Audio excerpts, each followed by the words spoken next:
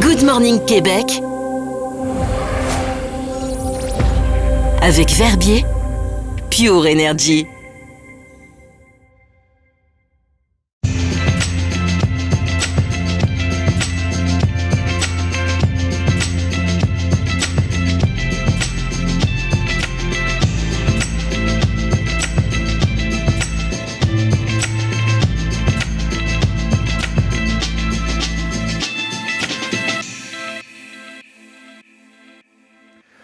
Bonjour à tous et bienvenue pour cette émission qui vous propose de relier le sommet du Cervin où nous nous trouvons actuellement à Verbier où se trouve déjà Fabrice. Bonjour Fabrice. Bonjour Sébastien. Oui, alors sur le chemin Verbier plus précisément, et durant ce programme vous aurez l'occasion de découvrir le Valais comme vous ne le connaissez pas encore, puisqu'on vous emmènera à Saint-Léonard, à Saint-Séverin, à Saint-Martin, mais tout ça depuis le Québec.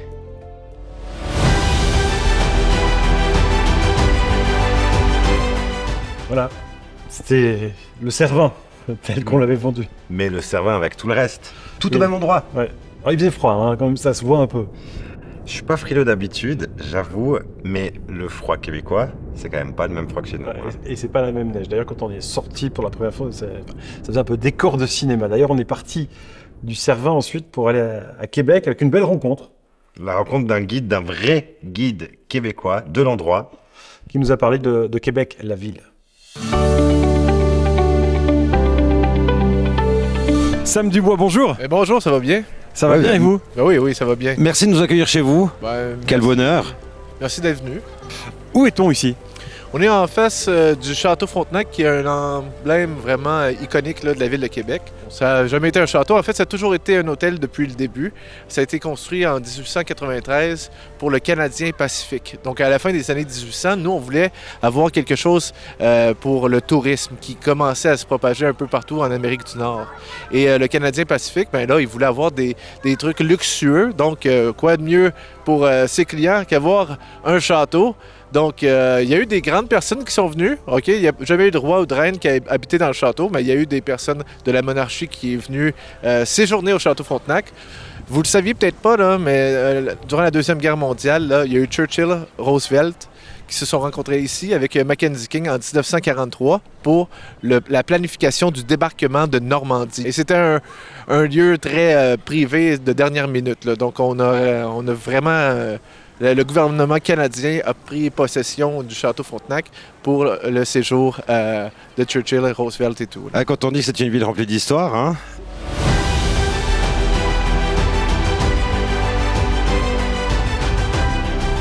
On s'attendait à manger au Québec et on avait envie de déguster de la poutine. Ah, c'était l'objectif, hein? Alors, je sais pas toi, mais moi, je m'attendais à aller dans un restaurant, en fait, manger la poutine.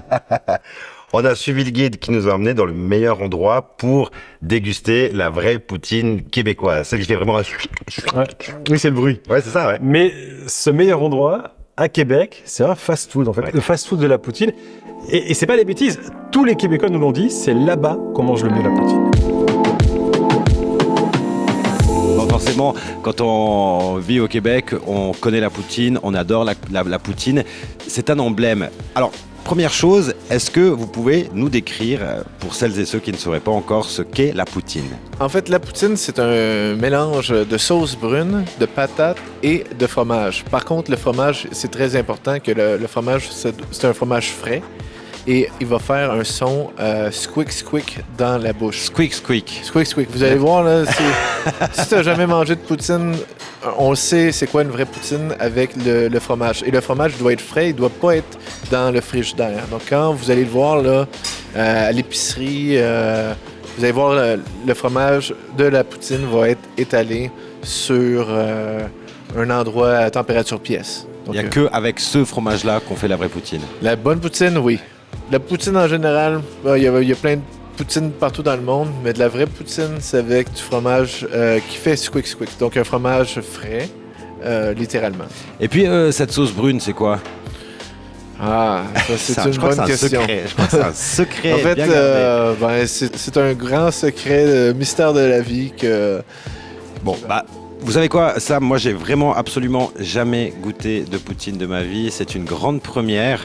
Je vais le faire tout de suite, hein, comme ça je vais pouvoir vous donner mes impressions. Non, il faut prendre il faut pas un faire comme fromage. Là. Il faut pas faire comme ça. J'ai pris une frite avec le doigt, faut pas faire comme ça. Alors il faut prendre la fourchette, on prend un bout de fromage qui fait squeak quick. Exact. Et puis on prend un peu de frites et puis après je peux mettre en bouche là, c'est bon? Ouais, c'est bon. Donnez le feu vert. 1, 2, 3. Ok, c'est parti. Ça fait squeak. Ça fait Ouais. squeak. Parfait. Donc c'est une bonne poutine. En fait, on est chez Ashton, puis c'est un endroit emblématique à Québec là, pour la poutine avec Ashton Bon. Leblon. Là. On oublie les calories. Non, on oublie les calories, on pense plus à demain. Alors, pourquoi est-ce que la poutine est un emblème québécois? D'où ça vient? En fait, d'où ça vient, ça c'est conflictuel. Donc il y a des endroits qui vont prétendre avoir créé la poutine. Je sais qu'on parle de Warwick, on parle de Drummondville. On essaie de savoir c'est qui a inventé la poutine. Mais l'emblématique, en tout cas pour Québec, là, on est chez Ashton, mais Ashton Leblon, c'est un homme qui a acheté un casse-croûte non loin de l'aéroport à Québec. Puis lui a vraiment propulsé la popularité de la poutine pour la ville de Québec. D'accord, donc c'est un fast-food qu'on retrouve un peu partout dans la ville de Québec. Ouais, mais en fait maintenant, ouais, exact, ça c'est un fast-food, mais il y a plusieurs snack bars, là, des casse-croûtes un peu partout. Vous allez voir une game de hockey dans une petite, un petit quartier, un petit village, ben, il va y avoir de la poutine dans le casse-croûte du quartier.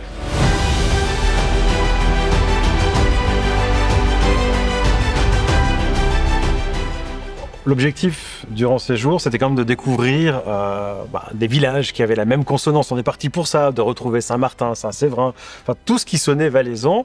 Et le premier des villages qu'on a découvert, c'est Saint-Séverin. Je sais pas comment toi, tu as vécu le truc. C'était assez surprenant. On a fait la rencontre d'un maire de village très investi, qui adore là où le lieu où il habite et qui nous a presque donné envie. Et la commune, elle est assez impressionnante. Enfin, on n'appelle pas ça une commune, mais Non. la mairie, parce qu'elle je pense que ça doit être le plus grand bâtiment de la ville, de la bourgade, du hameau. Enfin, c'est énorme pour une toute petite cité. Nous sommes dans une salle très officielle. J'ai l'impression d'être conseiller fédéral. Oui, alors j'ai aussi l'impression d'être quelqu'un de très important quand je me retrouve dans cette salle. Et nous sommes en compagnie du maire de Saint-Séverin. Chez nous, on l'appelle président. Ici, c'est un maire, le maire de Saint-Séverin, Québec, en Beauce. René Leduc, bonjour. Bonjour, messieurs. Merci de nous accueillir chez vous. C'est un grand plaisir, un honneur. Vous nous parlez un petit peu de Saint-Séverin. Oui, volontiers. C'est une toute petite municipalité qui, on compte sans doute à peu près 300 habitants, avec une vocation agricole importante, c'est-à-dire élevage, autant porcin que bovin, et deux fermes laitières importantes, encore actives aujourd'hui, et beaucoup. On est en pleine saison du sirop d'érable. Il y a énormément de petits propriétaires et grands propriétaires d'érablières qui, là, aujourd'hui, sont au travail parce qu'il y a du soleil, parce que cette nuit, le gel est important. Donc, c'est ce qui déclenche la montée de la sève dont ils se servent pour produire le fameux sirop d'érable. Je dirais une des productions les plus importantes, probablement, pour Saint-Séverin. Saint-Séverin, vous êtes le maire de cette municipalité. Comment est-ce qu'on devient maire? Est-ce que c'est une charge importante? Est-ce qu'on est affilié à un parti politique? Comment ça se passe au Québec pour être maire? Affilié à un parti politique, vous voulez sans doute dire national? Non, pas du tout. Aucune municipalité, à ma connaissance, n'est dirigée est dirigé par des partis politiques nationaux. Même les plus grandes villes comme Québec, Montréal, il n'y a pas de parti affilié à nos partis nationaux. C'est des partis politiques locaux qui ont été créés pour faire la bataille politique municipale sur des dossiers municipaux. Par contre, nous sommes, nous, les municipalités, les créatures de l'État, du gouvernement. Mais on n'est pas et surtout pas affilié à des partis politiques nationaux. Ce serait, je pense que spontanément, les citoyens ne comprendraient pas et ne l'accepteraient pas. L'église nous appartient maintenant, puis on veut la transformer en une salle multifonctionnelle. On l'a désacralisée en accord avec l'église, etc. Je me suis présenté sur cette base-là comme étant ma priorité, dans le fond. Faire de ce monument qui est un historique de plus de 150 ans maintenant, en faire un monument qui soit un monument municipal au sens ouvert à tous et puis servant la communauté. Et puis, il peut y avoir des élections au niveau des conseillers aussi. Mm-hmm. Nous avons 6 conseillers. Il y a une sensibilité créative à Saint-Séverin. Je ne sais pas d'où elle vient. L'air pur des montagnes, probablement. Notre devise, c'est « Nourris de la laine des cimes, soyez forts ».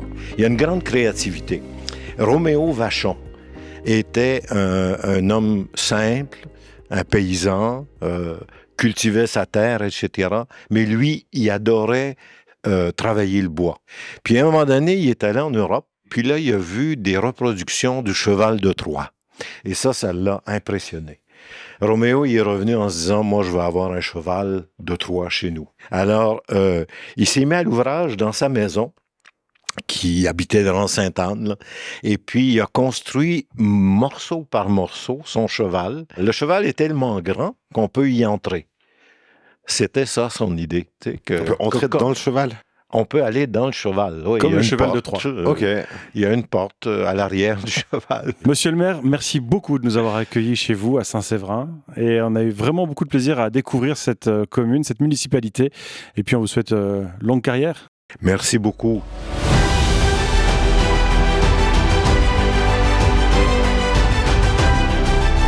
Bon, ça c'était Saint-Séverin. Belle rencontre, paysage de carte postale. Vraiment. Ouais. Puis après, on est parti dans le lieu que tu rêvais de découvrir. Oui, Saint-Martin. Mais c'est pas... C'est pas le même. C'est vraiment pas le même.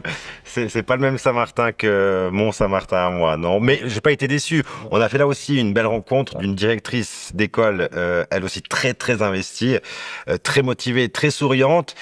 Bon, on comprenait pas tout ce qu'elle disait. Non, parce qu'elle a un accent bien prononcé.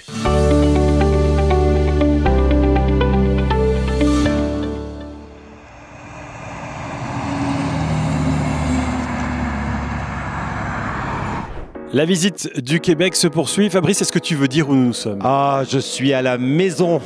On est à Saint-Martin. Quelle espèce de grand malhonnête. Non, mais même jusqu'en bas ici, ça me poursuit. Hein. Oui, jusqu'ici, ça va te poursuivre. On est à Saint-Martin. On est à Saint-Martin, mais Saint-Martin, Québec. Pas Saint-Martin, Valais.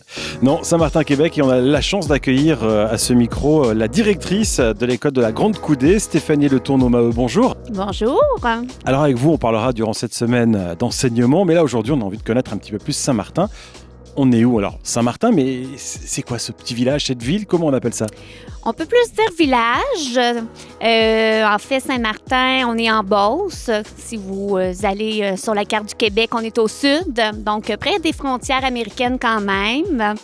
Un petit village ou ville, si on veut, je ne sais pas le nombre d'habitants, mais notre école à elle, qui va aussi chercher les élèves jusqu'à Saint-René, un autre petit village tout de suite à côté. On est environ 360 élèves. Qu'est-ce que les élèves font à Saint-Martin? Vous avez plein d'élèves. Qu'est-ce qu'ils ont comme passion, comme hobby? Qu'est-ce qu'ils peuvent faire? Il y a des clubs de sport, il y a quoi ici? Pour bien vivre nos passions, on va faire 15 minutes de voiture pour se rendre plus à Saint-Georges. Sinon, c'est sûr qu'on a quand même des belles activités parascolaires. On fait des collaborations avec la municipalité, donc il y a des cours de danse qui se donnent dans notre école, mais qui sont offerts par la municipalité. Il y a le karaté, il y a le football printanier, par exemple, qui commençait là, ce soir. Donc, les sports qui sont beaucoup donnés aussi par le réseau scolaire. Sinon, on a quand même ici des gens qui aiment la chasse. La pêche, les 4 roues, les skidoo. Donc, on est quand même en milieu assez rural. La chasse, on chasse le caribou? Nous, on appelle ça des chevreuils. Je sais pas si on parle exactement de la même chose. Mais la chasse aux chevreuils, oui. Surtout. Imagine. Quoi? Oui, le chevreuil, on connaît aussi le chevreuil. On va parler enseignement. Avec plaisir. C'était une vocation pour vous, l'enseignement?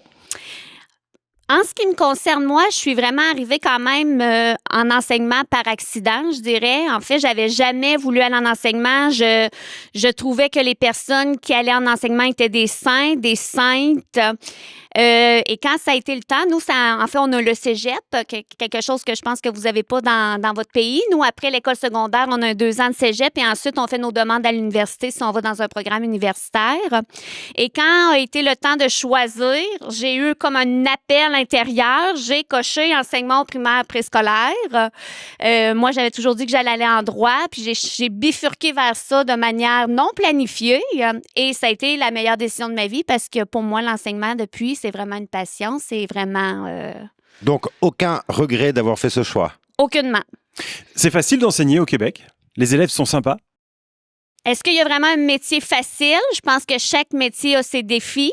L'enseignement a de nombreux défis, mais quand on le fait avec passion, quand on décide de le faire pour les bonnes raisons, pour garder en tête qu'on accompagne les enfants, ce qu'on a de plus précieux dans notre monde, avec un pas à leur hauteur. Hein? Des fois, c'est nos attentes d'adultes qui ne sont pas toujours en cohérence avec où est vraiment rendu l'enfant. Quand on porte ce message-là puis ces valeurs-là, c'est le plus beau métier du monde et il se fait assez facilement. Mais comme tout métier, il a ses défis.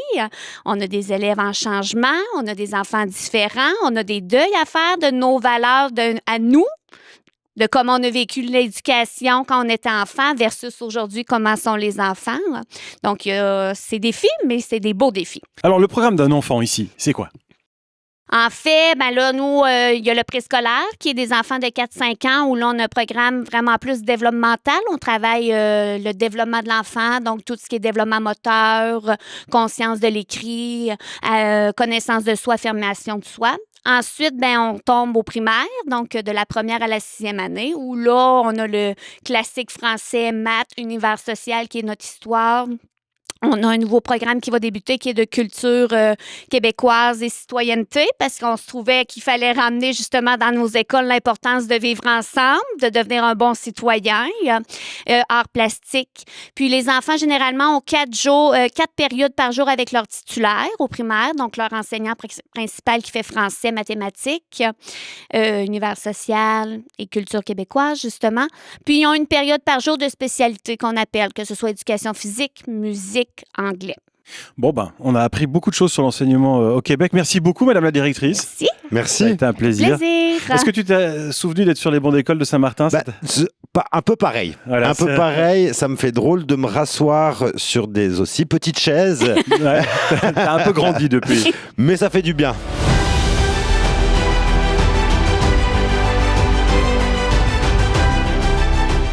Saint-Séverin, c'est fait. Saint-Martin, c'est fait. Il nous restait Saint-Romain. Parce qu'il y a beaucoup de ça au Voilà, il y a Québec. beaucoup de ça. Et là, on voulait découvrir la mairie aussi. Et puis en fait, on a eu une surprise incroyable. Une mairesse Ouais. qui a vraiment voulu nous faire connaître le vrai Québec. Et la cabane à sucre typique. Comme ici, on a une petite vigne. Là-bas, c'est une petite érablière.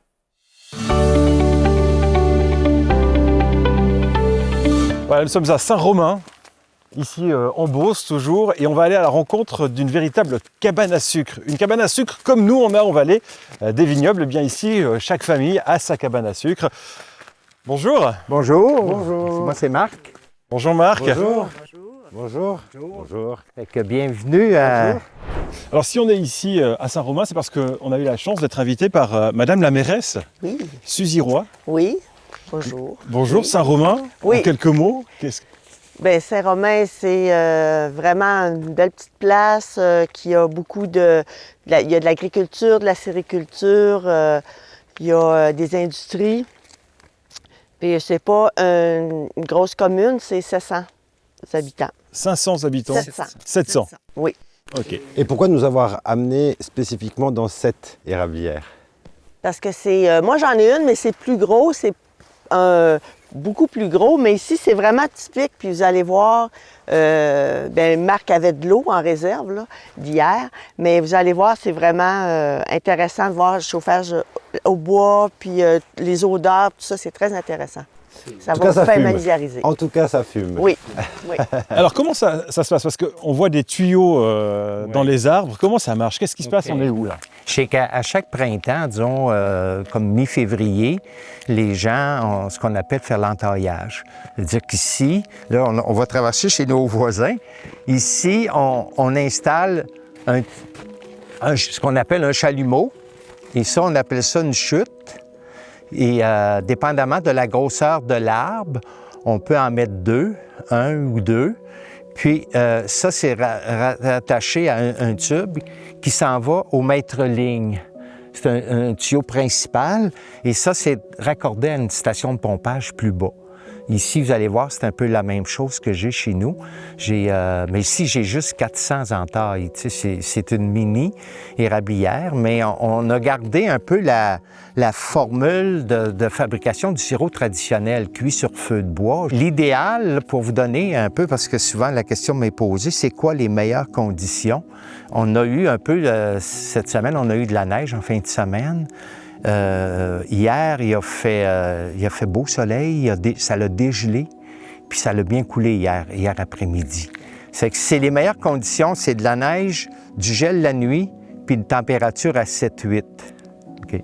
Et la saison des sucres, ça se passe entre les grands froids de l'hiver et les bourgeons du printemps. C'est là la collecte se fait à ce moment-là. Donc, quand la chaleur arrive, c'est fini, là.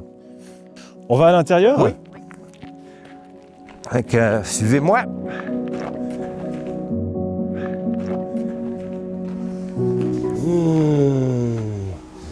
Tu sens cette odeur?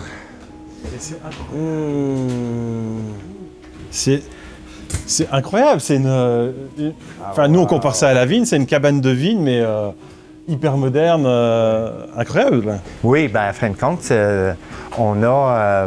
moi, quand j'ai installé ça, j'ai installé ça dans les normes du temps, puis ça prend... Tu sais, tout est en acier inoxydable, puis... fait que là, on va se rapprocher de... Je vais regarder ma coulée, elle s'en vient. Si je résume, l'eau qui sort des érables est récupérée ici, Oui. elle est chauffée, Oui. et il n'y a plus que les sucres qui restent. C'est ça, oui. Le fameux tube d'en bas arrive ici. Donc, c'est l'eau, c'est la couleur de l'eau. Là, on peut voir, l'eau est claire. L'eau est claire. C'est de l'eau qu'on a cueillie hier. C'est de l'eau qui a été ramassée d'hier. Et puis, les filtres ici, bien, ce sont les filtres qu'on utilise pour couler le sirop d'érable. Tout ce que vous voyez de l'extérieur, la vapeur, c'est la vapeur d'eau. Fait que il y a un système, le système d'évaporation. Ici, ce qu'on appelle, c'est une panne à plis. On appelle ça une panne. L'eau, le feu passe et l'eau descend comme des goulottes. Et pour augmenter la surface de contact avec le feu. Ici, ce qu'on appelle, c'est des pannes à plat, à fond plat. C'est ici un peu que le sirop prend son goût. Combien de litres pour faire 1 litre de sirop? Normalement, c'est la normalité, c'est 40 dans un. Ça veut dire 40 litres d'eau pour faire 1 litre de sirop. Et cette année, oui. Et vous, par année, vous faites combien de litres? Comment je peux faire de litres par année? Je fais à peu près 500 litres par année. Donc ça veut dire que vous avez 20 000, des saisons. 20 000 litres récoltés pour faire... Oui. 500. Mais cette année, l'eau n'est pas sucrée. Il y a eu des moments que l'eau n'était pas sucrée. On fonctionnait plus dans du 60 dans 1.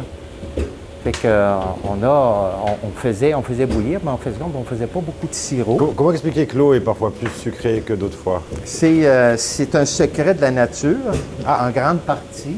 C'est quand l'eau est redevenue un peu plus sucrée, souvent, c'est quand il va faire froid. C'est le froid, on dirait, qui l'amène. La neige, le froid, va faire en sorte que l'eau va devenir un peu plus sucrée. Okay. Puis, fait que là, je vais faire ma coulée.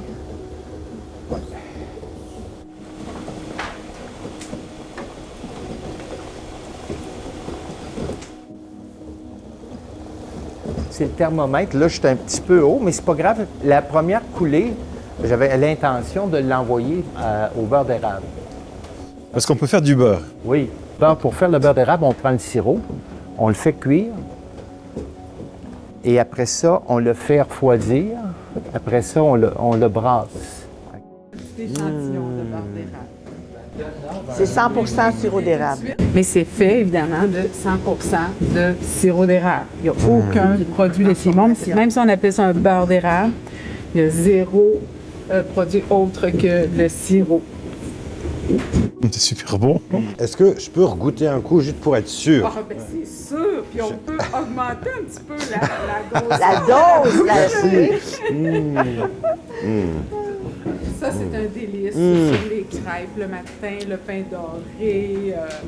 Puis, une fois qu'on a coulé, on prend le bidon, on l'emmène sur la table, l'autre côté. Ça va se faire en 2 étapes. Moi, je l'emplis la C'est bon canne, pour l'énergie. la boîte, c'est-à-dire, puis je vais la donner à Sylvie, qui, elle, va faire...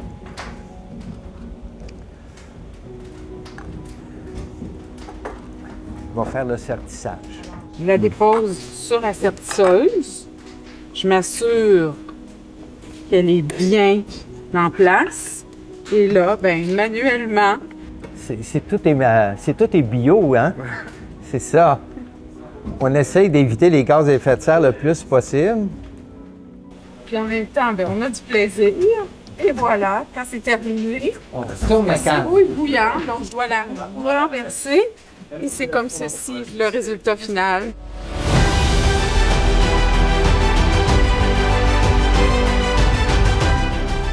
Pour moi, c'était un des plus beaux souvenirs, cette cabane à sucre. Ah, mémorable. On va s'en rappeler. Avec notamment ce beurre. Ah, Le beurre d'érable. oh oui, C'était bon. envoyez-moi-en, s'il vous plaît. Oui, on en veut encore. Alors, ça, c'était le côté un peu traditionnel. Comme ici, on fait quelques bouteilles de vin, on a une petite vigne. Puis après, il y a le côté un petit peu plus imposant. Et cette fameuse cabane à sucre à Rigaud. Différente. Où là, c'est le côté folklorique, dans le bon sens du terme. Et on a dégusté le vrai menu de la cabane à sucre. Nos estomacs s'en souviennent. C'était très bon et on a passé une soirée fabuleuse.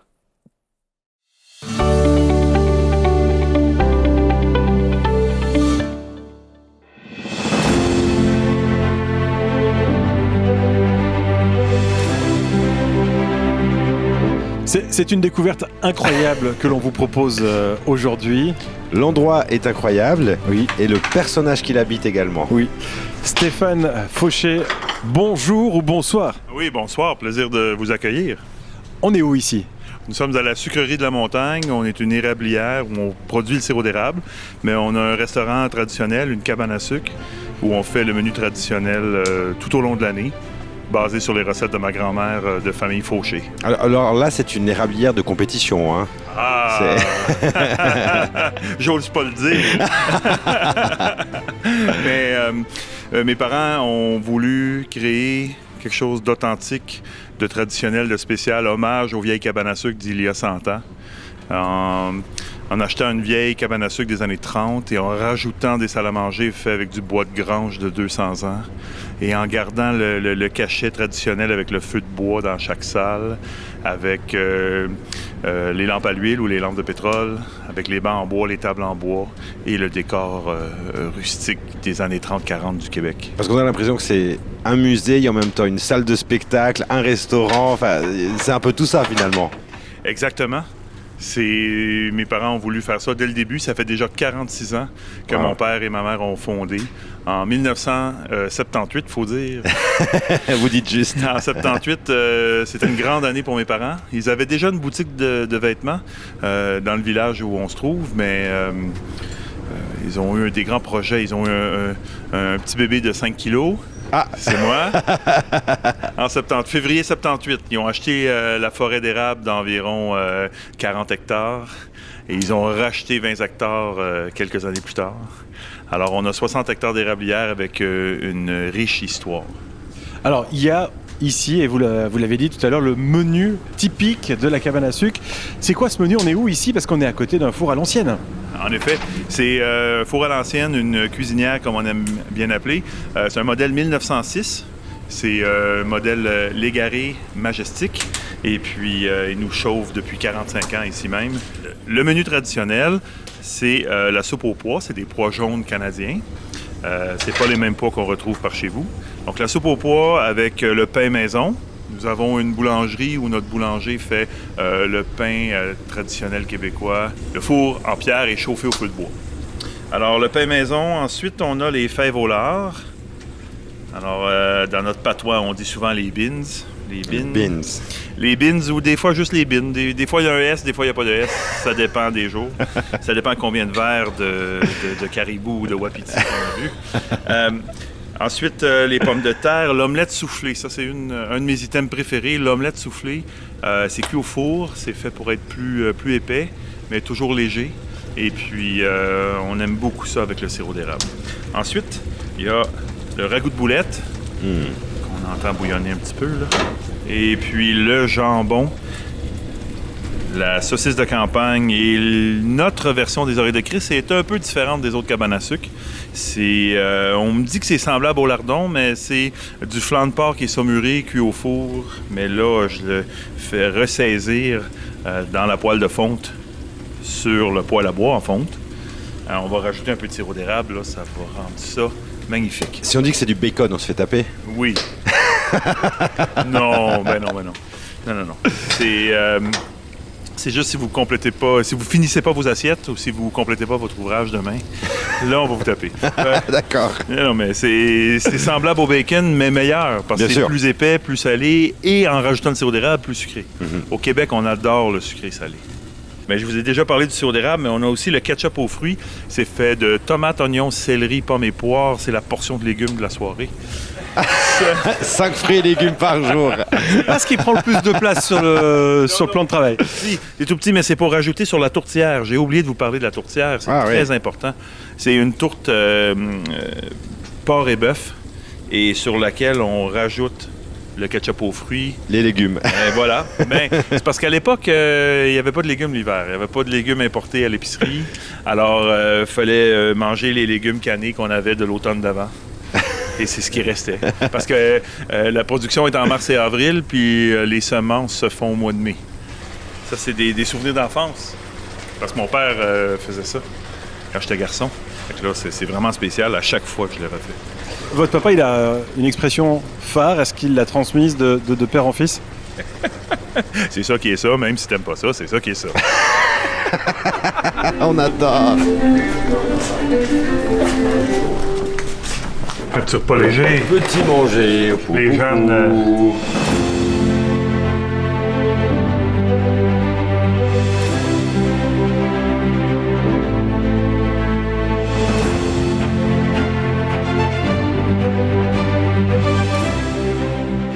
On arrive déjà presque au terme en fait de notre périple. Ça passe vite. Hein. On avait pris un truc dans la valise, c'est une meule de Verbier, du fromage à raclette, parce que la fromagerie du presbytère, vous connaissez peut-être, qu'on a découvert sur place, c'est une fromagerie incroyable, avec un homme incroyable. Oui, c'est vrai. Et on a fait la raclette dans un lieu incroyable. Amen.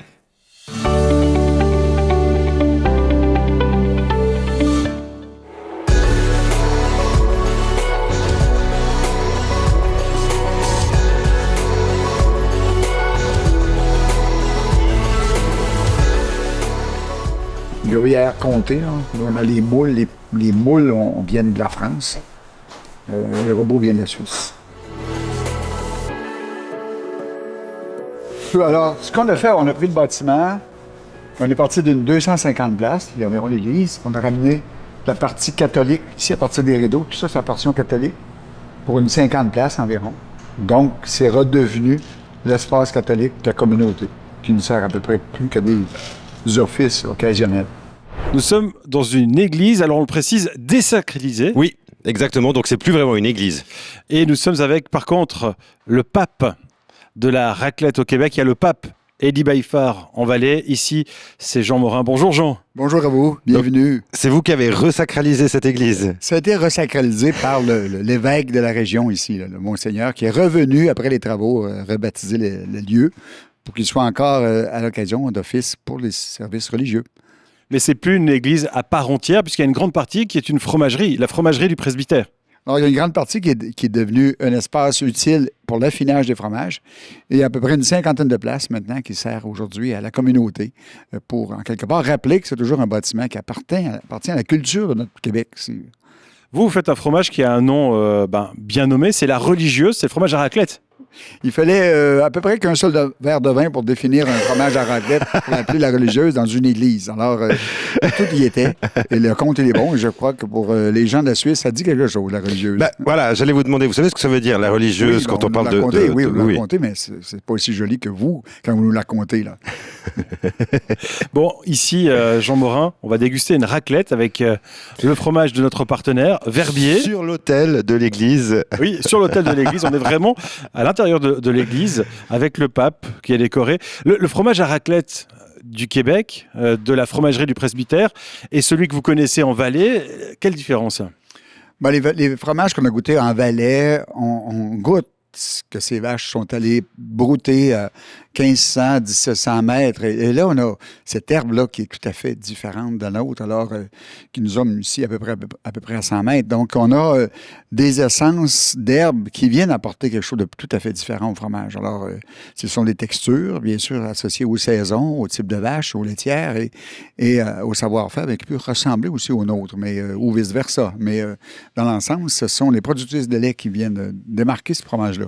Alors, on s'est pas mal baladé dans le Québec tout au long de cette semaine. On n'a pas vu beaucoup de vaches. Elles se cachent où? Elles sont à l'intérieur. Naturellement, en hiver, il n'y a pas beaucoup d'espace de paissance. On est dans en pleine neige, en saison hivernale. Donc, les vaches vont reprendre la paissance. Pour les troupeaux qui les envoient encore à l'extérieur, ça va aller à la fin mai. Alors, on a à peu près 120 jours de paissance ici au Québec sur l'année. La fromagerie du presbytère qui propose son fromage à raclette, la religieuse. C'est bientôt bon. Alors, ça sent bon. Hein? Ça sent déjà autre chose qu'une église. Ça, effectivement. Je suis sûr qu'il y a un goût différent que l'hostie aussi. Ça a un goût différent que l'hostie. Jean, est-ce que les Québécois sont friands de raclette? Tellement. Ils adorent la raclette. C'est encore des découvertes pour eux de voir le fromage qu'ils font de cette façon-là, sous l'équipement, sous le feu. Et de déguster ce fromage-là, les gens, j'ai encore fait de la raclette samedi dernier dans une petite brasserie, une microbrasserie ici dans la région. Puis les gens savourent à s'en rendre malade, cette raclette-là. Alors, c'est d'une grande découverte et d'un grand plaisir gastronomique de découvrir ce produit-là. On la sert aussi avec une patate? Ici, on appelle ça la poutine suisse. Alors, la patate et le fromage. Voilà. La poutine suisse. Voilà. J'adore. On va racler. Venez, ce sera cette conclusion ici. On va terminer de toute beauté ce périple au Québec avec cette raclette. Regardez-moi ça. Alors ça, c'est une belle raclette. Hein. Ah, wow, splendide. Coulante, succulente, qui semble de toute façon très, très bien appropriée à faire ce qu'on fait là, parce qu'elle est souple, d'une belle tendresse et, mon Dieu, quel beau nez. Merci, mes amis, de nous apporter de si beaux fromages.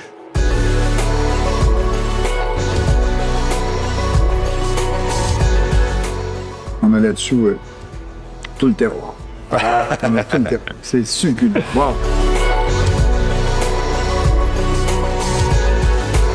Voilà. C'est ainsi que se termine cette belle aventure ici au Québec. On vous a fait découvrir, on l'espère, le Québec à la façon valaisanne. En tout cas, nous, on l'a découvert. On a bu, on a mangé, on a profité, on a rencontré de super belles personnes.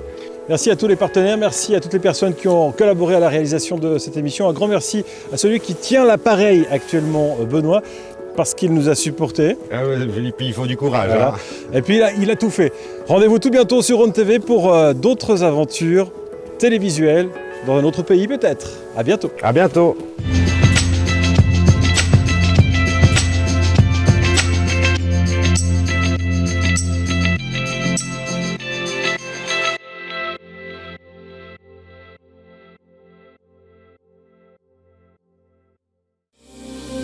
Good Morning Québec avec Verbier, Pure Energy.